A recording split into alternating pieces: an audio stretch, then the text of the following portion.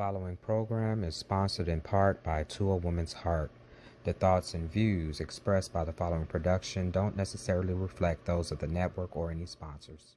Rainbow Room Publishing Live, starting in 5, 4, 3, 2, 1. Oh, Froggy went a-courtin' and he did ride. Crambone, Crambone. Froggy went a-courtin' and he did ride. Crambone, Crambone. Froggy went a-courtin' and he did ride. Froggy went a-courtin' and he did ride. Froggy went a-courtin' and he did ride. Crambone, Crambone.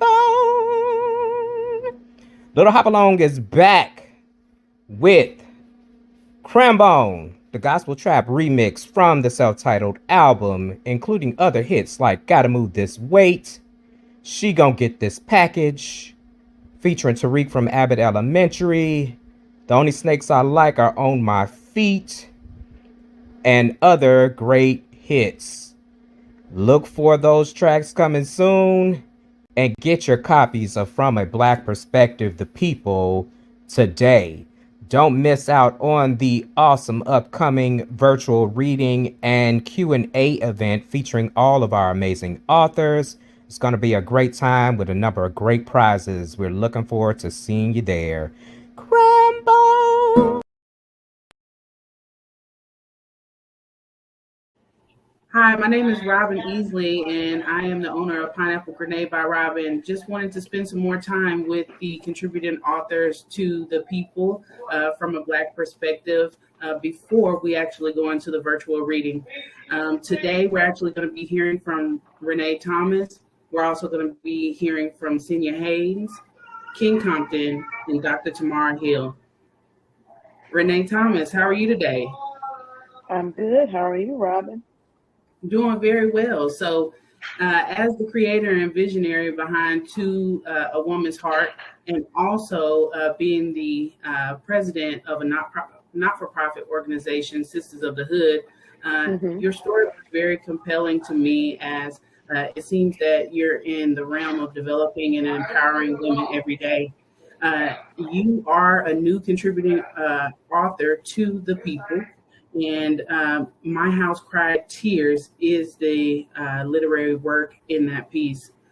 Can you discuss with me how you effectively leverage your experience and knowledge about giving a child too much responsibility today to prevent causing negative impact in the people who surround you? First of all, parents don't come with instruction books. That's one thing that we learn as we get older.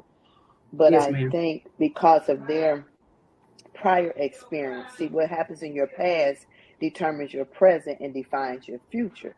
So whatever you experience in your past, you think it's right until you know better. So with my parents, they thought what they was doing was right because that's all they knew. They didn't know anything else. So communication, as I stated earlier, is the key. And you have to understand each child is different. You can't put too much weight on a child as they're growing up, because a lot of them, you may think mentally they can handle it and emotionally they can handle it. They cannot. It's too much of a burden. So as we get older, we learn not to hold them accountable for the things that they didn't know. Yes, ma'am. So we're learning as we go. Impactful for me, it was letting go. I had to let go a lot of stuff because it was a weight that was really heavy that I carried, as you see in the book, from the things that I experienced and what I tried to do to myself. So I had to unpack a lot of things, because being the oldest, and in most households back then, the oldest carried the buck of the burden for the rest of the siblings that was behind them. Now, thank you so much for your feedback regarding some symbolization that I'm hearing from you about unpacking or getting through some unprocessed trauma. In My House Cried Tears, I automatically started to think about that secret closet that you go into, for instance, when you go into prayer.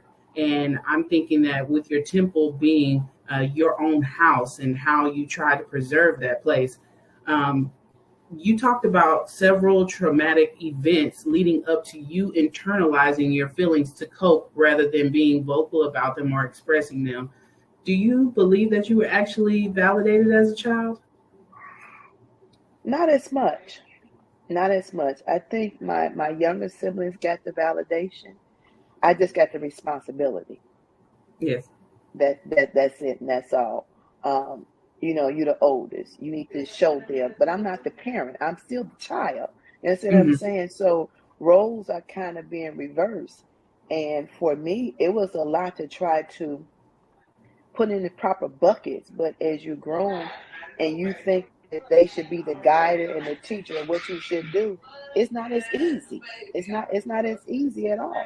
So it was very traumatic for me, and I took in a lot of stuff, and I held on it so much so that I got to a point of explosion. You know what I'm Mm-hmm. saying? Like I felt like what I was doing, my life didn't have any purpose. It didn't matter. So that's why I did what I did. Now, being an adult, do you feel like there has been negative impact that you're constantly using that area to focus on developing yourself as a woman, even now as a two-time author?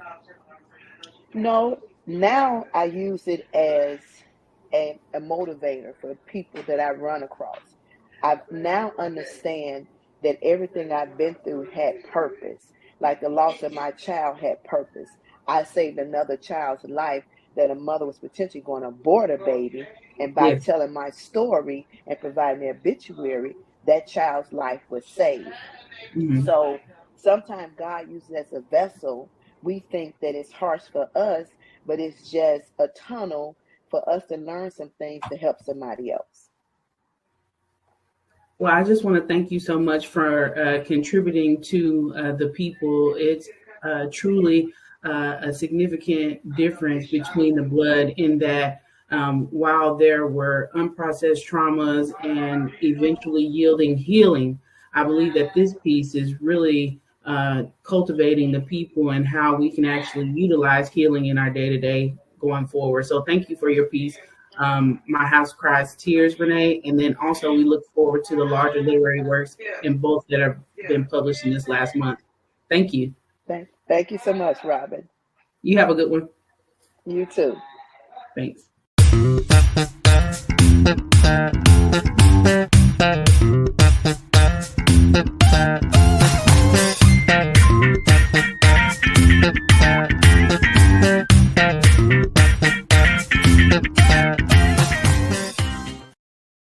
Actor Harold Dennis in The Judas Run. Can you get up?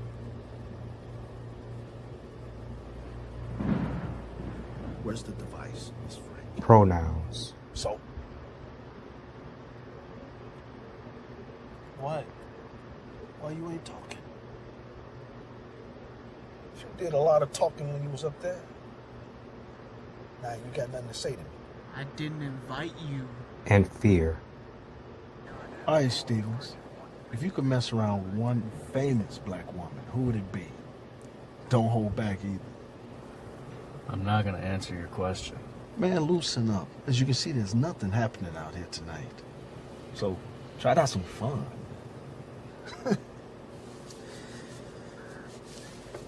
Let's see. I'd go for Angela Bassett. From A Black Estate, The Blood. Available now from any of our featured authors and at Rainbow Room Publishing. Contact actor Harold Dennis for all your acting needs at 99filmsonthewall@gmail.com. Now let's get back to the show. This author is the creator and the vision behind To a Woman's Heart and has a mission to uplift, motivate, encourage, and empower women. She is the president of Sisters of the Hood, a not-for-profit organization that provides a holistic approach towards self-sufficiency for those in underserved communities. Her passion is to work with those less fortunate, and she is the author and also a contributor to the people with My House Cried Tears. We want to welcome Miss Renna Thomas. How are you, Renna? I'm good, Robin. How are you? It's good to see you. I'm great, thank you. We'll Good. go ahead and get started with your reading. Okay. My childhood started out simple. All the normal things happened in my life. I did what normal kids do. When we lived on Madison, I went to Willow Catholic Grammar School. We stayed above a church. There was a restaurant right next door owned by Mr. Reynolds. Polycleaners was across the street, and the doctor's office was right down the street. Everything was in close proximity. We would always receive a scratch hot breakfast, lunch, and dinner. We girls very rarely ate restaurant food, and soda pops were out of order. We drank lemonade, Kool-Aid, iced tea, and water. Every time we ate dinner, it came with a dessert. My mother would get up before day to cook. My mother was a housewife, and my father was a construction worker. We had friends that lived up above us, and we had friends that stayed next door. The good part about that was the building was so close that we could climb out of our windows and go into the other's house. Our playtime consisted of throwing rocks at the rats in the fence. I used to love to eat grits and sausages, but one day my mother was cooking. I got a plate, piled it up with some grits, put my sugar and butter in them, and went back to get my sausages. I heard plop, plop, plop. There were at least 4 roaches that had fallen from around the light. Now, mind you, my mother was a clean woman, but the people who lived upstairs were so neat, so nasty. That was the last day I ate grits. We used to have to clean house faithfully on Fridays. I never had a problem with cleaning. My mother would go to the laundromat, and one day she came home. We had put on some of the clothes, and my sisters began to itch. My mother later found out that some fiberglass curtains had been washed in one of the washing machines. So she started running us some water and rubbing us down with calamine lotion. Not long after that, I developed tonsillitis, so much so that my whole face was swollen and my ears disappeared into my face. It looked like someone had blown air in my face.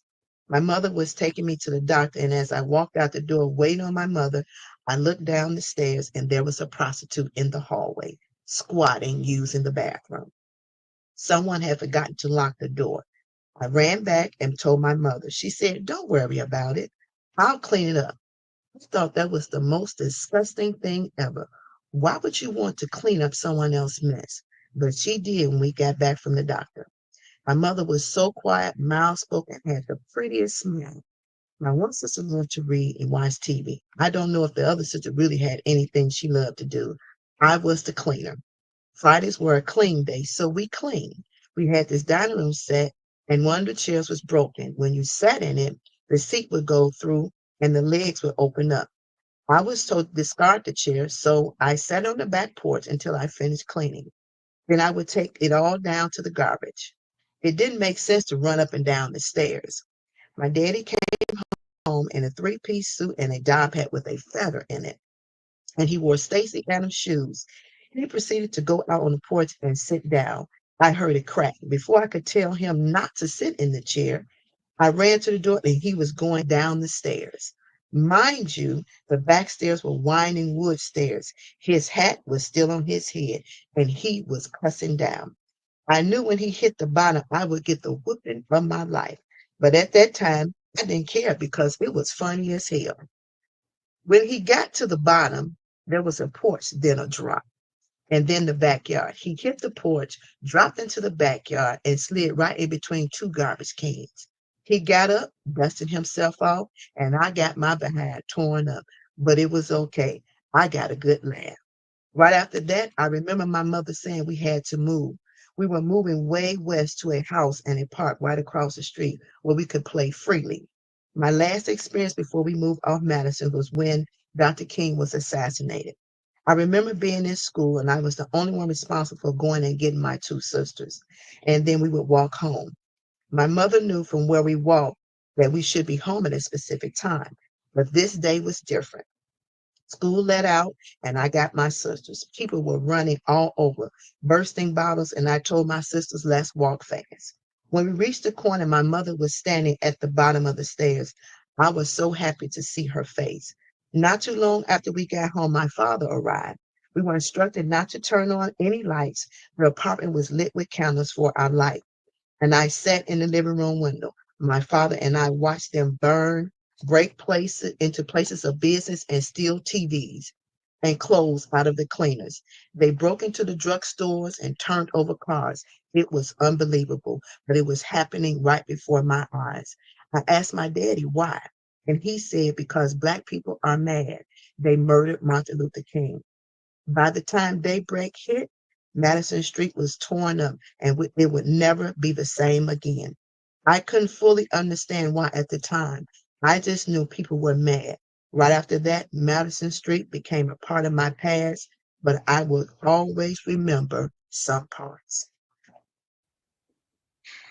Thank you so much for that reading, Renee. I just want to talk to you about that prostitute in the hallway. No, but seriously, growing up as a little girl, you had a lot of things that happened in this two-parent household that were for your good and some not. So this story, from what I read, I think that there was a timeline from like maybe 15 to 18 years that you discussed. And eventually you started to internalize your feelings because of the trauma you experienced. For example, your father ended up dragging you through the park and kicked you out of the family home. This was all due to a misunderstanding you were unable to explain to him because of his authority. Can you discuss with us how a lack of being able to communicate caused you to shut down? And how do you deal with yourself today and give yourself grace? First, I had to understand that my father's mother passed when he was a baby. So he was Mm-hmm. tossed from household to household. His ideal of taking care was just paying bills. So he was not a touchy-feely kind of person. And so Mm-hmm. when he drugged me through the park, I was in disbelief because here he's my blood, not my stepfather. He is actually Mm-hmm. my real father. And the Yes, most ma'am. embarrassing part, it was in the middle of the summer, and everybody's outside in the middle of the summer. And I had to deal with that. And then to be his child and tell me I'm not welcome back in the house, that didn't sit well with me at all. So I feel like, I'm just a throwaway. That's how I really felt. I was Mm-hmm. being thrown away. I wasn't being cared for and I wasn't being loved.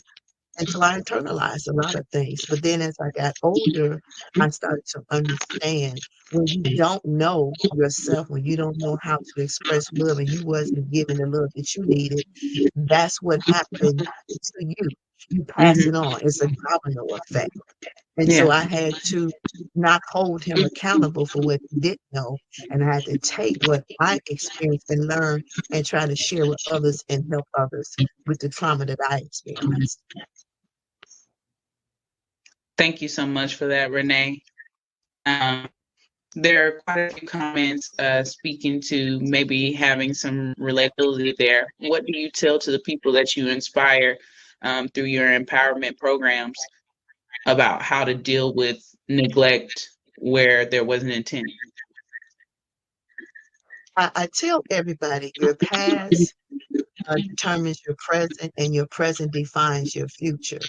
And the most important thing you can do is heal from your past so you can have a better present and future.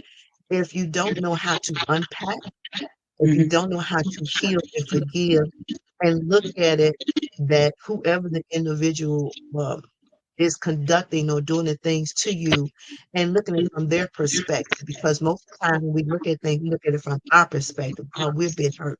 But we don't understand maybe there's a trauma on their side that they need to look at and try to digest it that way and not hold on to it. I mean, it's an experience and everything that we go through the message, there's always a message in the middle of the madness. And that's what I tell everybody I talk to. And it looks like we have another meaty question here. How did the relationship with your father affect your adult relationships? Maybe start in your 20s. My relationship with my father affected my adult relationship. I don't take no mess off of men, period. Yes. And I tell them, anybody that I date, that I had to take it from my father. He's my parent. But beyond that, I'm not required to accept disrespect. You treat me any kind of way, and you talk to me any kind of way. And that's probably why the reason that I'm single to this day, because of those situations that I dealt with. Uh, a lot of people, men don't understand when you relay that type of message, you're not dealing with that. I need to be respected. You need to talk to me in a certain tone. I can't handle that's a trigger for me. So Yes, I ma'am. won't deal with it. Yeah. Well, I appreciate you shedding some light on your personal life and also how this story was developed tonight. I hope you have a wonderful one. Thank you. Thank you. See you later. All right. We're going to go into commercial break.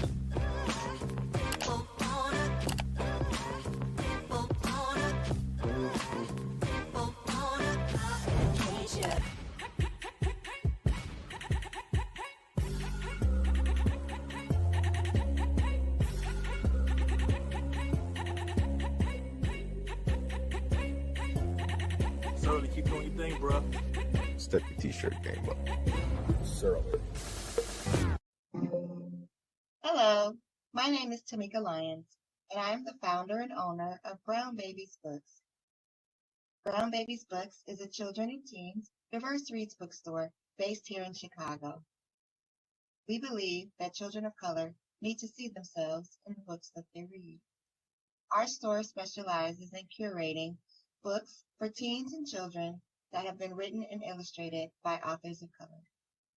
Find us online, shop with us online, and like us on our socials at Brown Babies Books. Thank you. Now go and get those babies some new books. Step your shirt game up with Surly Shirts, SURLY shirts.com, and visit